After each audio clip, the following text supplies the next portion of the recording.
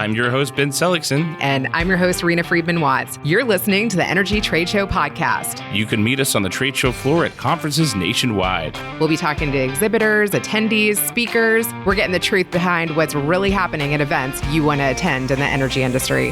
Let's get started.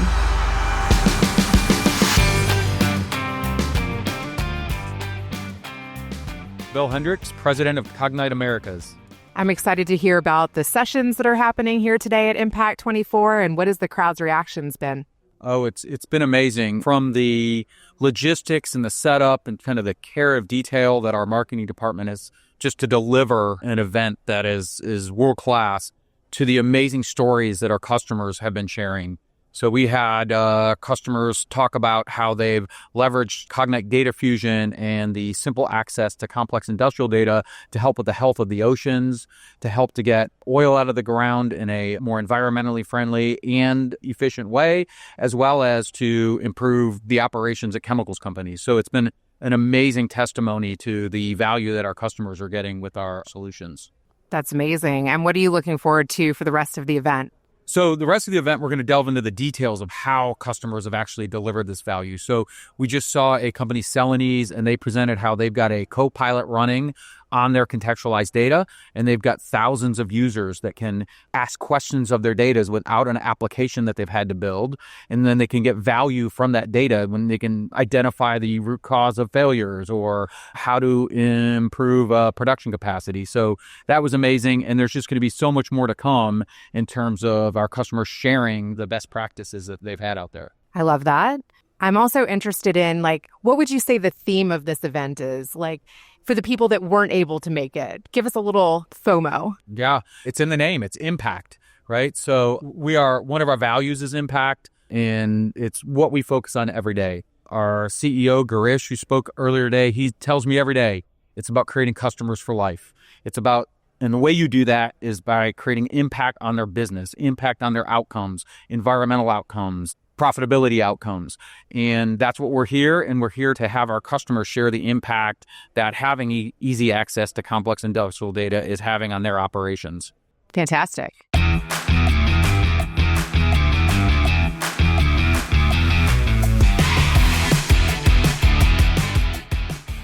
My name is Paula Doyle. I'm the Chief Digital Officer at Aker BP. Aker BP is a Norwegian upstream oil and gas company. We're a pure play oil and gas company, and we currently have 5 operating assets in the Norwegian continental shelf. We're also building out a large capital project portfolio. The jewel of the crown of that is Yggdrasil, which is really, truly our field of the future.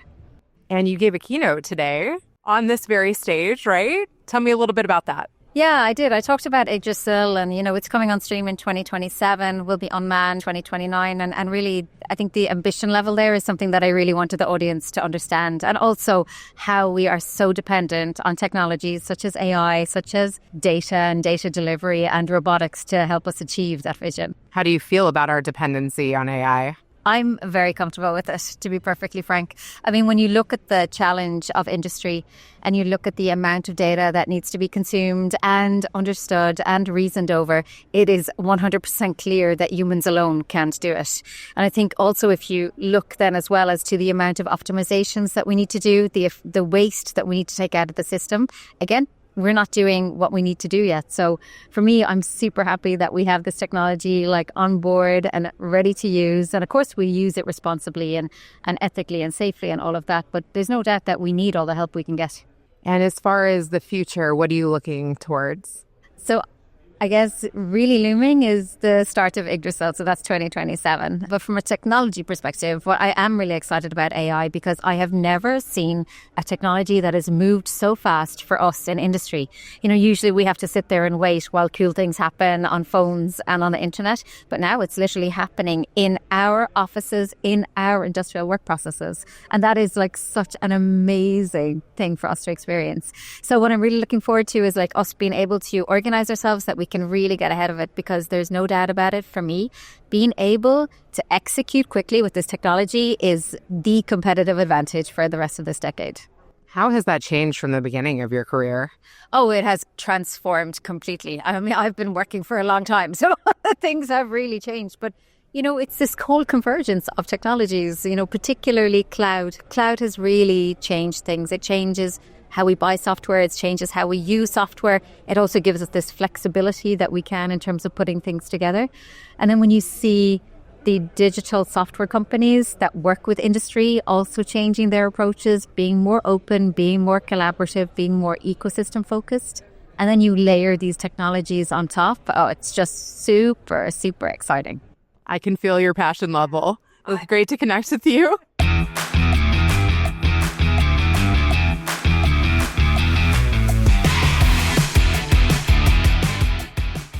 So hi, I'm Knut Vidvei. I'm head of product management at Cognite. I'm Ben Seligson with the Energy Trade Show podcast. We're here at Impact 2024. I'm here with Keynote, who is head of product management for Cognite. How you doing there, Keynote? I'm doing great. Thanks for having me. Wonderful conference so far. There's so many people, and so many people are bubbling about all the sorts of things that are happening with Cognite. Can you give me some highlights about the products, what's being unveiled here, and what you're excited about? So the Cognite is a data and AI platform for industry, specifically for industry. And what we're talking about a lot today, and what we're revealing today, is going to be a lot around generative AI and the launch of our Atlas AI offering. That's also where you can, on top of industrial data, can build industrial agents that automate and give insights and lets you find complex data and solve your problems, but specifically tailored towards industrial problems. Can you give me an example of what an industrial agent looks like for AI? Yeah, so as you can go in and talk to ChatGPT about anything that's on the internet, what we've been able to do is build agents that look at your industrial data in a safe and enclosed manner, a secure manner, and you can then start chatting it about your equipment, about your maintenance. So you can build an agent that's an expert on your maintenance data, your maintenance processes, and it's like you have an employee who has read all of your maintenance history, understands all of your equipment, and then can start giving you advice and about things that happened in the history and advice about how to do this in the future. And then you can start thinking about all the other processes you're doing in your company. If it's production optimization, if it's rotating equipment, if it's your turnaround planning, or if it's just asking any question about it. So all of your complex industrial data is then captured in a knowledge graph. And then it's really easy to build agents on top of it that can be experts in your data and give you answers and advice or automate your workflows. That's awesome. And some of the things we're talking about are so cool. It's hard to believe that these are things that are happening now and upcoming in 2025. Is that correct? So would you say that most of these products and most of these services will be available in the next coming year, or can you give me a little bit of a roadmap on when you might think more things will be unveiled? Yeah, so since we're an agile software company, we're already working with some customers who's been unveiling things today, like Seligson with their Celia AI agent, chatbot. But the launch that will be more available to customers will actually be available at the end of this year. But we'll start the big rollout to more and more customers next year. Yeah. But the first one will actually get this in December.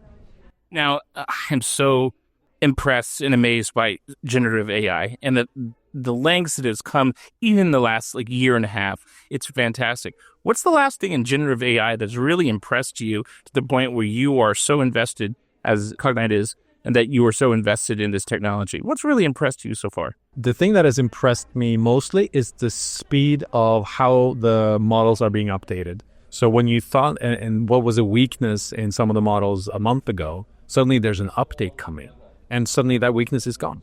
And what's impressed me a lot is the thing around what we call agentic frameworks, like basically building and running agents. And then you start having agents that can start talking to each other, start reasoning together, and start coming out and iterating on the plan, just like humans would. You and me would sit together and work on the product, bounce back and forth, and suddenly comes up with a much better overall plan or overall answer to the problem. And like that agents plus the speed, that's what impresses me the most. And it's increasing more and more every day, its ability to faster modeling. Yeah, that's awesome. Knut, thank you so much. I appreciate it. I'm Ben Seligson with the Energy Trade Show podcast with OGGN Network. Thanks for listening.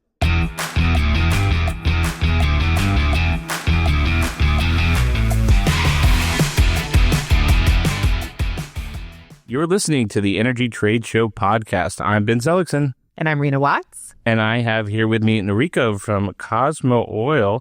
And Cosmo Oil uses digital twin technologies to optimize operations and is using generative AI to deploy the next phase of their digital plant journey across 3 vectors: the physical operations, the processes, and the equipment. Hello. Thank you so much for having me here. And I'm Noriko. I'm CDO from Cosmo Energy Holdings. Nice to meet you guys. Absolutely. And where's Cosmo Oil from? Tokyo, Japan, across the miles. And is this your first time here? Yes, and Houston is so flat and really humid, hot.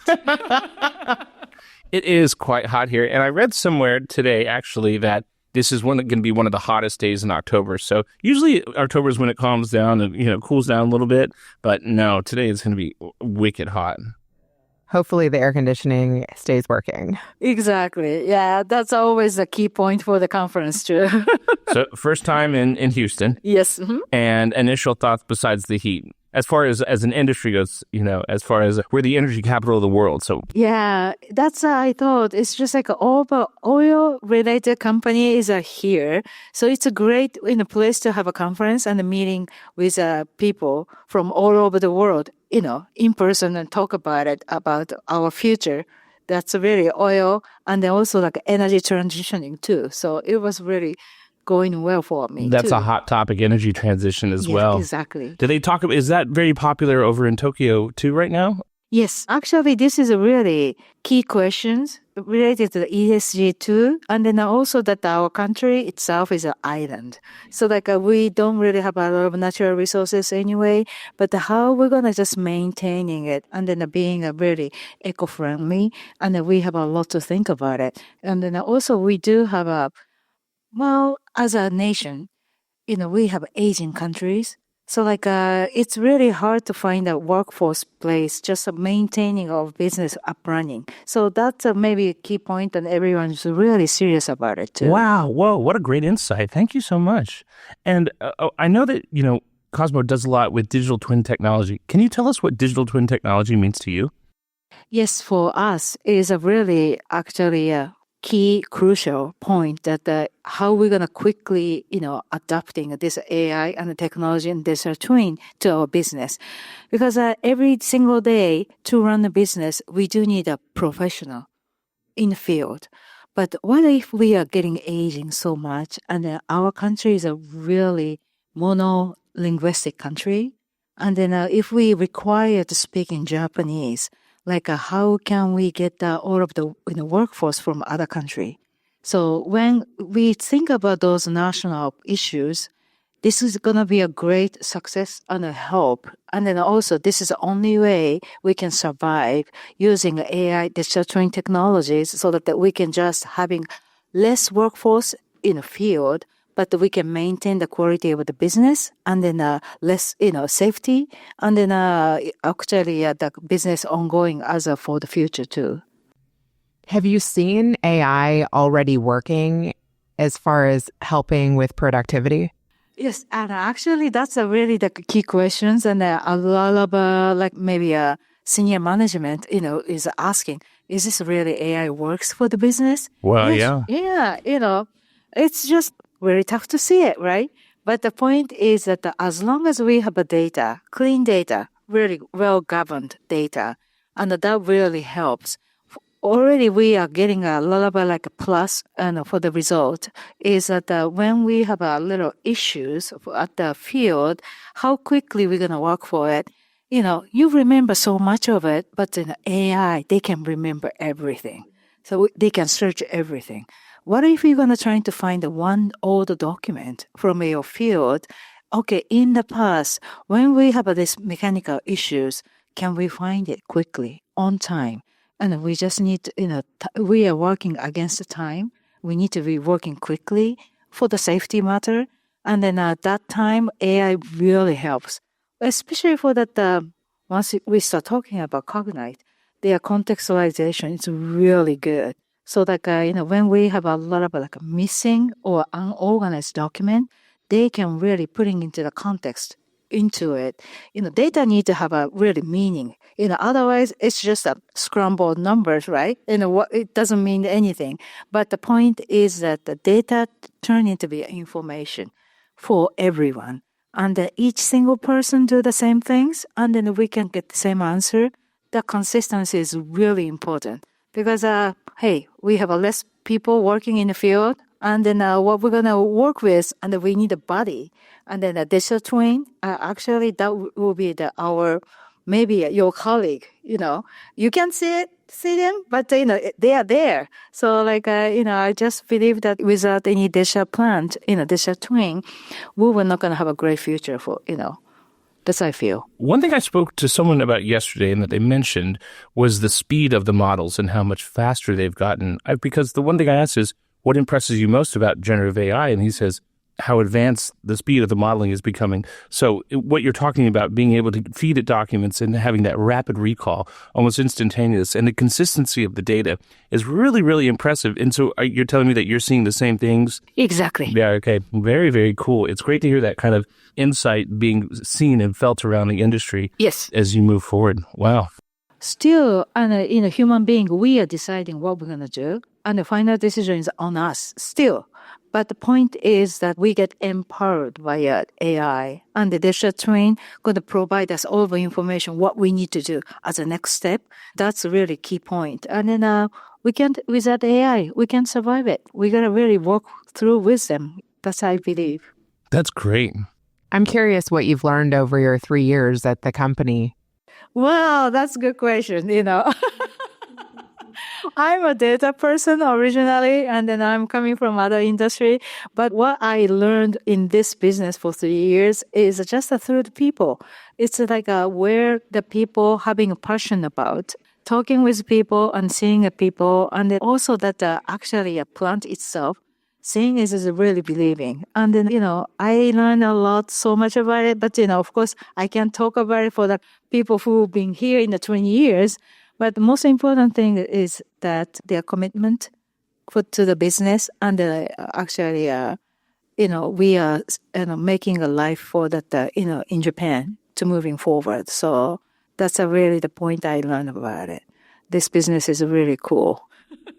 Wow, that's awesome. And the context that you had told us about a little bit about Japan earlier, and now with the advent of generative AI and utilizing it in manufacturing and in industry, it sounds like it's a really exciting time. Exactly. And then also like Japan, we are speaking, majority of them is just Japanese. But, once we start using this AI and technology, with a digital twin, someone who are coming to the Japan as a first time, you guys, maybe you can just be on a field with operation, because they will have AI and the digital twin going to help you just translating everything into the mouth and other language too. Totally cool. Yeah, it's translating for different languages as you have foreign workers that are coming inside and learning. It's like if they don't speak Japanese, that's not a problem because they're able to, yeah, wow, super cool.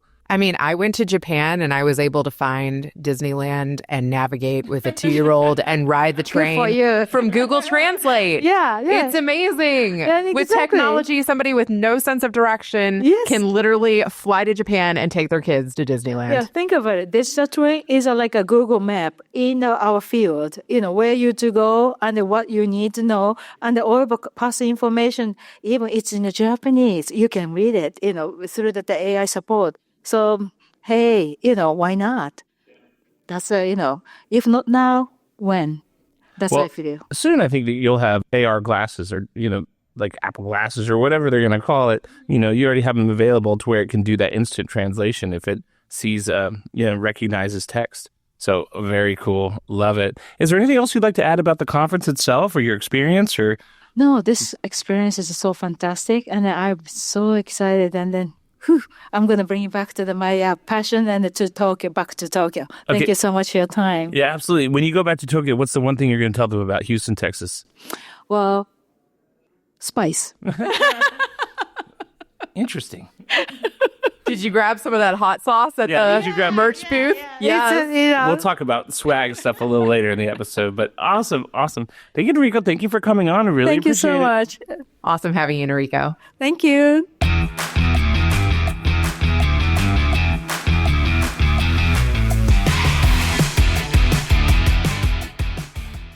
You're listening to the Energy Trade Show podcast. I'm here with Ahmed Musa from Nova Chemicals. Good morning, Ahmed. Hey, good morning. Thanks for having me. Yeah, absolutely. So we're here at Impact 2024, the Cognite conference, and you have a special relationship with Cognite. Is that correct, with Nova Chemicals? Correct. We started this journey with them last year in fall, and we started really having heavy engagement in May this year. So it's almost an infancy stage. So for our listeners right now, they might not know who Nova Chemicals is. Can you just give me a little breakdown about what you guys do? Oh, certainly. Yeah. Nova Chemicals is a polyethylene manufacturer. We have our own assets in Canada, the largest assets in Alberta, and we have assets in Ontario, Sarnia. And also we have an ethylene cracker in Louisiana. Our mission and our goal is to be the leader when it comes to the polyethylene in North America, a producer. That whole ethylene cracker business, man, the whole world's starting to build ethylene crackers right now. But I know your company a little bit. You're ahead of everybody, right?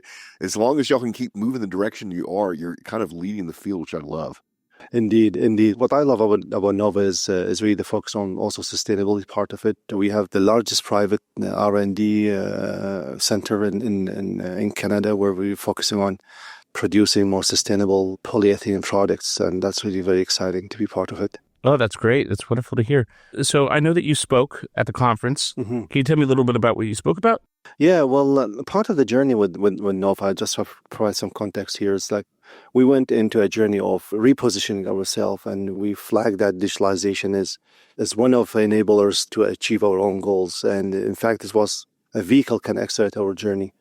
And when we embark into that, we were talking about, hey, how we can bring digitalization into manufacturing, especially petrochemical industry is quite an old industry in the globe. And what we've talked about yesterday in the conference is how you go about digital transformation within the manufacturing, the do and don't type of things. And of course, we shared our own learnings on the journey so far, mainly focusing on the plant reliability, maintenance, of course, the turnaround as well. So in my other life, I work for Canadian Industrial Marketing Agency, and we talk about digital transformation a lot. But one thing that we find is there's some hesitancy for a lot of companies to really embrace digital transformation. Can you tell me a little bit about your insights working with Nova Chemical about how to get companies to embrace digital transformation?